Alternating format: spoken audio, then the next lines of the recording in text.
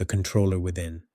You wake up from a dream where you were harsh, not violent, not dramatic, just harsh. The kind of harsh that has no excuse attached to it, no narrative justification, just the bare fact of it sitting in your chest when you open your eyes. In the dream, you had wanted something.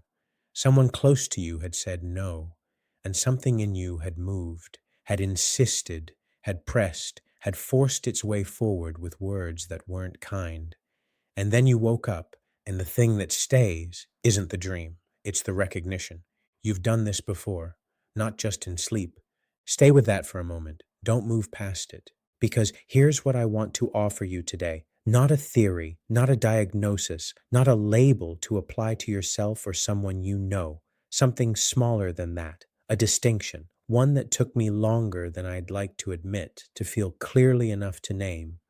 And once I name it, see if you can find it in your own experience, not in your past, not in your childhood, not in some deep excavation of where you came from, right here, in the patterns that are recent enough to still be warm. The distinction is this: there is a difference between wanting something and forcing it. Everyone knows that difference intellectually. Very few people know it in the body, in the moment, when the heat rises in the chest and the other person says no. I woke up that morning in early May. The rain was still going outside, the kind of gray light that makes the room feel smaller than it is. And I was sitting with what the dream had shown me. In the dream, I'd been talking to my mother with a harshness that surprised me even inside the dream. I had wanted something. She had said no. And the thing that came up in me wasn't sadness or patience or understanding. It was force, a kind of insisting that didn't care whether it was welcome.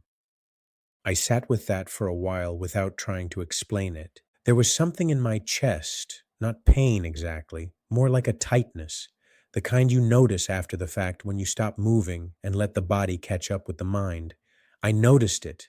I let it sit. And I started to see something I'd been looking at for years without quite looking at it directly. I have a pattern.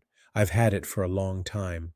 When I want something and the answer is no, or when I sense that the answer might be no, or when the other person is slow in saying yes, something activates in me. And that something doesn't wait. It moves. It talks more. It explains more. It finds a different angle, a different argument, a different emotional register. It gets softer, then louder, then softer again. It will find whatever door there is and push through it.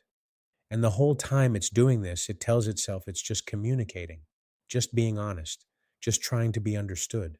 But it's not communicating, it's controlling. Notice the difference between those two words right now. Feel where each one lands in your body. Communicating. There's something open about that word, something that contains the possibility of no. Controlling. There's a grip in it, a hand that's already reached for the thing and won't release. The controller is not a villain. That's the first thing I want you to understand, because if you've ever recognized this pattern in yourself, you know that the immediate instinct is to make yourself the bad guy, to decide that the pattern is proof of something terrible about you, something broken, something moral. That move doesn't help. Not because accountability doesn't matter, but because it misses where the pattern actually comes from. And missing that means you fight the symptom instead of seeing the wound. Karen Horney, a psychoanalytic theorist writing in the 1940s, one of the early figures who broke from Freud to look at how environment shapes personality rather than biology, she identified what she called the neurotic need for power. Not power in the grand political sense, power in the interpersonal sense, the need to dominate situations and other people. And she was precise about where it comes from. She said its main function is protection, protection from helplessness, from the risk of feeling or appearing insignificant. The need for power in Horney's framework is not about wanting more, it's about dreading less. It is a wound trying to make sure it never feels what it once felt. Read that again slowly. A wound trying to make sure it never feels what it once felt. The controller within you, if you have one, is not trying to dominate other people for the pleasure of domination. It is trying to prevent an old terror from returning. The terror of being unheard, unseen, the terror of asking for something and the answer being silence or coldness or an unpredictable response that you couldn't prepare for. Individuals with this pattern often experienced caregiving that was loving one moment and unavailable the next, teaching the system very early that love is unpredictable and must be constantly sought and secured. Research from the National Institute of Mental Health on early emotional development indicates that this inconsistency creates a hyperactive attachment system that scans constantly for signs of withdrawal or rejection, long after the original caregiving environment has changed. That's important. Long after the original environment has changed. The controller is not responding to what is actually happening. The controller is responding to what once happened overlaid onto the present moment. The child who couldn't predict whether the answer would be warm or cold has become an adult who doesn't wait to find out, who preemptively takes control of the interaction to ensure the outcome. Researchers studying attachment patterns describe this as a conditional strategy for maintaining the availability of the caregiver by preemptively taking control of the interaction. A conditional strategy, not a character trait, a strategy. And strategies can change. That's the important thing. Strategies can change when you see them clearly enough to choose differently. I don't need to go back far to find the evidence of this pattern in myself. I don't need to excavate my childhood or reconstruct every relationship. The most recent ones are enough. They're still warm. They tell the same story the older ones do, and they tell it more precisely because I remember them clearly. I was in a relationship for a long period of time with a woman I'll call Amara, and I remember, not vaguely, clearly, there would be evenings when I wanted closeness and she wasn't feeling it. She would say no, and what happened in me in the moment she said no is the thing I want to describe to you as precisely as I can, because I think you might know this feeling, and I don't think it's been named accurately before.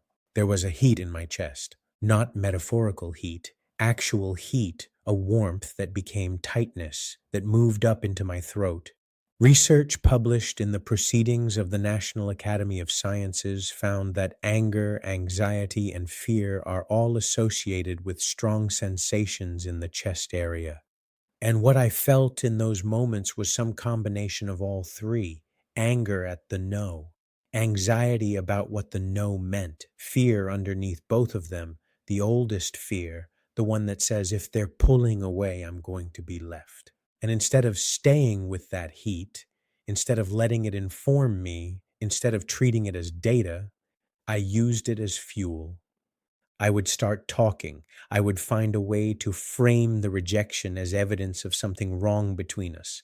I would get analytical, then emotional, then analytical again. I would say enough words in enough different ways that eventually one of them would land and the no would soften and I would have gotten what I asked for. And I would feel briefly like I had won something, but I hadn't won. I had spent. Studies indicate that manipulation often functions as a form of emotional regulation when individuals lack healthier coping mechanisms. Trauma survivors may resort to manipulation as a means of establishing control in interpersonal relationships, particularly when their early experiences were marked by powerlessness or instability. That's the word, powerlessness. The controller doesn't feel powerful when it's controlling. It feels desperate. It feels like if it stops pushing, everything will collapse. And so it keeps pushing. And the people who are pushed feel it, not always consciously, not always in words they can name, but they feel it in the body. They feel the grip. They feel the desperation underneath the persuasion. And over time, even when they comply, even when the words work, and the no becomes a yes, something is lost. Because compliance that comes from being worn down is not the same as a yes that comes from desire. And you can't manufacture the second, by forcing the first. What I was giving away every time I explained and argued and lectured my way into what I wanted was the very thing I was trying to secure. Stay with that. I want to say it again, differently. The moment you force, the moment you manipulate, the moment you use more words than the situation asked for, you have just handed the other person your power. Because what you've communicated underneath all the words is, I need you to say yes, otherwise I'm going to fall apart. And that need, visible, unguarded, leaking from every sentence, gives them leverage over you that they didn't have before you opened your mouth. Karen Horney described the mechanism precisely. The fundamental drive is the continuous striving to avoid feelings of helplessness, isolation, and fear. And this relentless, often unconscious effort to maintain control ultimately defines a cycle of self-defeating behaviors and emotional distress. Self-defeating, the controller defeats itself. Here is what I was sitting with that morning in May, with the dream still close and the rain still outside. I was noticing that my chest still had the shape of the dream in it. The harshness had a location up near my sternum, tight like something was clenched there and hadn't released. And as I sat with it, I started feeling backward through the pattern, not trying to trace it to a childhood event, not trying to build a case for why it made sense, just sitting with the physical shape of it, the grip in my chest, the way it moves upward into the throat when the stakes get higher. Our bodies often register emotional experiences before our minds fully process them.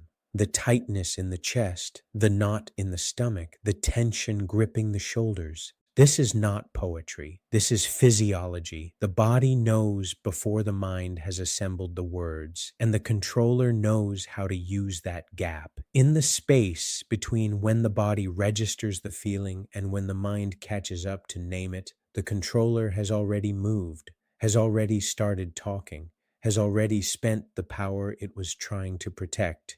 But notice what happens when you catch the pattern mid-loop. When you feel the heat rise and you pause, not suppress, not push the feeling down or pretend it isn't there, just pause, stay in the body. Let the heat be there without converting it into action. That pause is the whole practice. It's everything. I'm going to give it a name. I'll call it the heat hold ask. 3 beats, not a system, not a protocol. 3 beats that happen fast enough that the controller can't get there first. Beat 1. Heat. You feel the heat in your chest the moment someone says no, or the moment you sense the no coming, or the moment a plan falls through, or someone cancels, or someone doesn't respond the way you needed them to. Feel where that lands in your body first. Don't explain it. Don't justify it. Don't move from it immediately. Recognizing emotions early helps you respond thoughtfully rather than react impulsively. The chest is your signal. Locate it. Name it silently. There it is. That's the wound. That's the old fear. It's here again. Beat 2. Hold the heat without using it. This is the hardest beat because the controller has spent so long converting heat into action that the gap between the two has closed to almost nothing. You feel the heat and immediately you're talking. Immediately you're explaining. Immediately you're working the situation. The hold asks you to let the heat be heat. Let it sit in the chest without touching it. Notice what it does. Notice that it doesn't kill you. Notice that it has a shape, and that shape changes if you don't poke it. Label the sensation. Give yourself 90 seconds to feel the emotion and let it dissipate naturally. That's not weakness, that's information. Beat 3. Ask. From the heat held without being acted on, ask once, directly, clean, not a hint, not a maneuver, not a question disguised as an observation. And ask. I want to take you out Friday. I want your number. I want to be part of this project. I want you to reach out when you get in. One clean sentence, no explanation attached, no emotional argument waiting behind it. Just the request, extended clearly, without the manipulative frame that says, if you say no, I will need you to manage my response to that no. And then, this is the whole thing. This is what makes the controller different from what comes after it. You hear the answer, whatever it is, and you receive it, not suppress your response to it, not perform nonchalance, not pretend the heat isn't still there. Receive it, feel it, and move forward from it without looping back. If the answer is yes, receive it. If the answer is no, receive it. Feel the heat, let it be there, and move. Not because you don't care, because you respect yourself enough not to give your power away to the outcome. Central to Horney's theory is the concept of basic anxiety, the feeling a child has of being isolated and helpless in a potentially hostile world. This anxiety develops when children are consistently exposed to adverse parental behaviors, whether inconsistent, neglectful, aloof, overbearing, or abusive. I want to sit with this for a moment. The child who developed the controller was doing exactly what a child does: reading the environment, finding the strategy that worked, and running it. If pushing and insisting and finding the right angle sometimes produced warmth, then the body learned to push and insist and find the right angle. This is not a moral failure. This is adaptation. A child reading an unpredictable room and developing a move that gave some predictability back. To manage profound fear, the child develops rigid coping strategies, which eventually crystallize into neurotic needs. These strategies, while initially protective, ultimately alienate the individual from their true self and prevent genuine psychological growth, locking them into patterns of conflict and distress. Initially protective, that's the key phrase. The controller protected something once. It kept the child in the game when the game was unpredictable and the stakes were real. It was a good strategy for the environment that produced it. The problem is that the environment changed and the strategy didn't. The adult carries a move designed for a room that no longer exists, deploying it in rooms that don't require it, on people who didn't produce the original wound and don't deserve to absorb its consequences. These patterns aren't character flaws. They're adaptive strategies that once helped navigate an unpredictable emotional environment. Adaptive strategies, not character, not identity, not who you are. The controller is not you. The controller is something you developed. And what was developed can be undone, not through force. That's the controller's answer to everything. Through noticing, through the heat hold ask, through catching the pattern mid-loop before it has converted the heat into words you'll wish you didn't say. Practical exercise, the chest first protocol. For the next 3 days, try this. Before you respond to any no, any cancellation, any rejection, any plan that falls through, any request that doesn't land, put one hand on your chest, not as a gesture, as a physical check. Ask, where is the heat right now? How high is it? Is it in the chest, or has it already moved into the throat? Notice that. Rate it on a simple scale: low, medium, high. Then wait. Whatever your rating is, add 15 seconds to the pause before you respond. 15 seconds of just locating the sensation without moving it into words. What you will discover, if you do this honestly, is that the chest is already talking before your mouth does. The grip is already there. And once you can feel the grip in real time, you have a choice that didn't exist before, because the controller operates fastest in the gap between feeling and awareness. The moment you close that gap, you've already changed the pattern. There's a piece of this that took me the longest to see clearly, and I want to name it directly. The controller creates a particular kind of relational dynamic, one where the other person, the one being pushed, gradually loses respect. Not because they've decided to, not because they're being unkind, but because what they're sensing through the explaining and the lecturing and the maneuvering is the desperation underneath. And desperation, however well dressed, has a smell. People know it. They may not name it. They may not even consciously register it, but it shapes how they hold you. It shapes whether they trust you to hold yourself. Anxiously attached people crave constant reassurance, but it can be difficult for a partner to provide it. The more they seek closeness, the more their partner feels overwhelmed or pulled away, which feeds into their fear of abandonment. This is the loop the controller is trapped in. It seeks closeness by pushing toward it.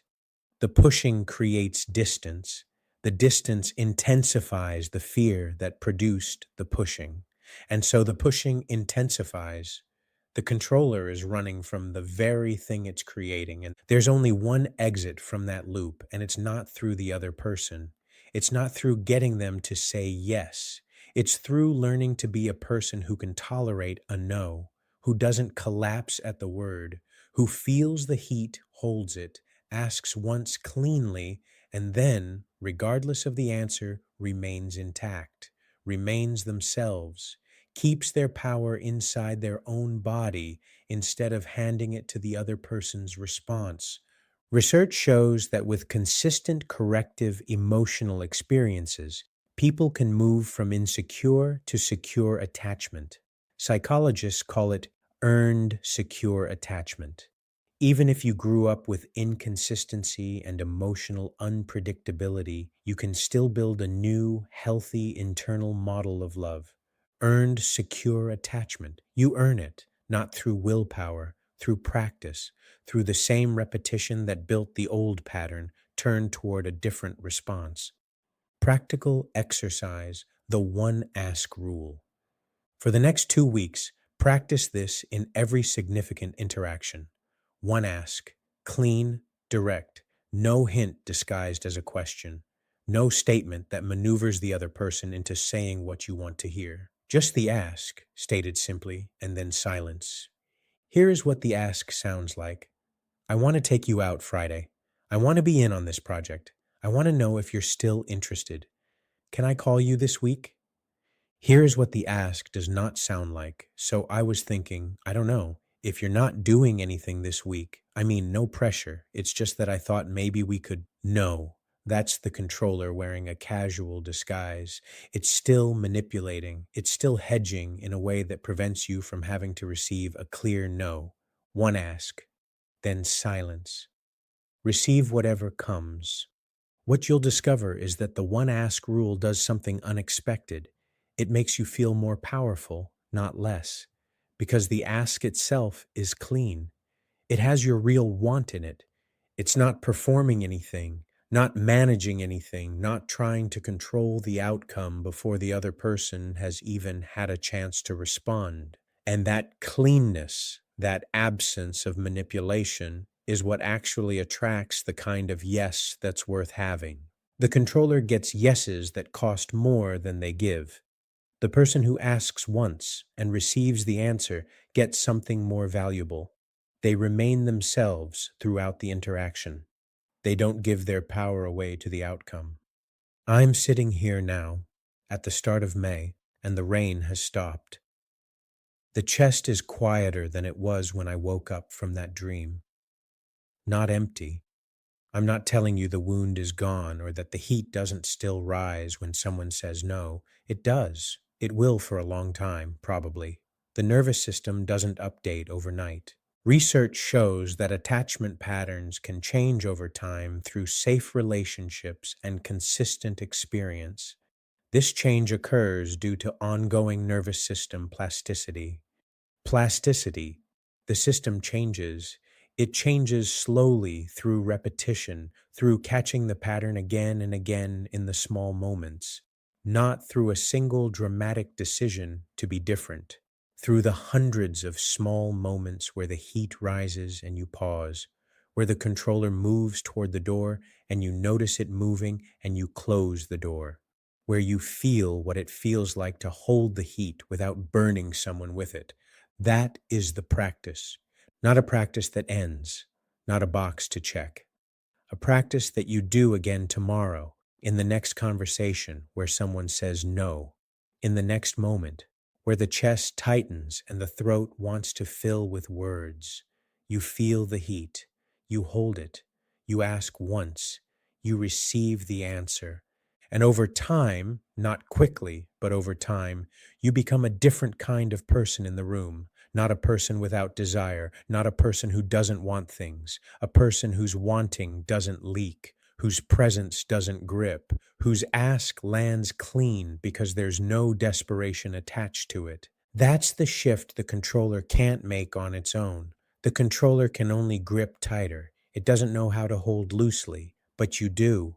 You know it right now because you've heard the difference. You can feel it. Notice in the next interaction where someone's answer is not what you wanted, notice what your chest does before your mouth does anything. That's the whole practice. That's all of it. Feel the heat. Hold it. Ask once. Receive the answer. Remain intact.